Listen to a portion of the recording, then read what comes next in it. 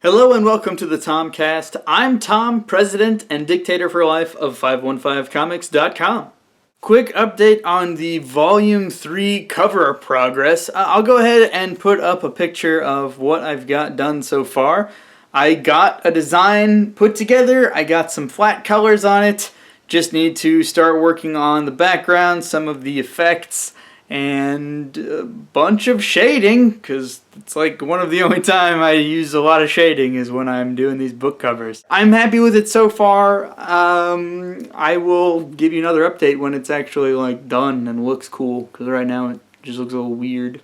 The other thing I wanted to talk about was stage setting. This is something that I think I've been hit or miss with Nextus up to this point, but I do feel as though I am improving. What I mean by stage setting is showing panels of the setting before you actually move into the story. Since I don't use a lot of narrative panels or narration panels, I guess is what I want to say, I use a lot of panels of just like, hey, here's where we are now, here's what's happening now. And again, I feel like so far I've been kind of hit or miss in the comics. Sometimes I feel like I do a really good job of establishing, hey, the scene is moving to a new location. One thing I'm not very good at, I know, is establishing the time of day. The only reason I bring this up is because recently the comic has moved into the character Roy's apartment, and there was just one-page scene of other characters pulling up outside of his apartment,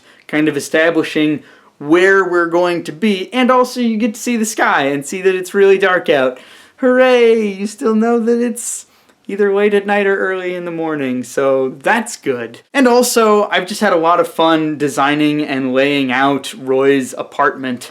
It's really crappy and dingy, and there have been several panels in these last few pages that have just shown off how crummy his apartment is. I just wanted to not necessarily pat myself on the back, but sort of encourage myself to keep doing stuff like this. I'm really happy with these past few pages because I've taken the time to show panels that show the reader where we are, what time it is, who's going to be involved, you know, like, it sets the mood, I think, quite well.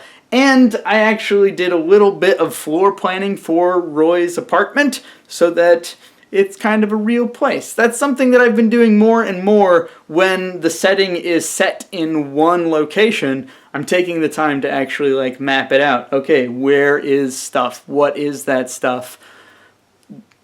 So I'm not just constantly doing like gradient backgrounds. Don't worry, I'm still going to do a lot of gradient backgrounds, but it is nice to actually be like, okay, here's where the kitchen area starts, here's where the fridge is, here's where the chair is. You know, like just have those things foundational so that if you're moving the angle around as an artist, I know where things should be. Any artists watching this show right now, when you create a setting that you are going to have characters in for multiple panels or multiple scenes, do you always map it out? Do you kind of map it out as you go? Like, oh, in the previous scene he had that chair behind him, so that must be about where it is?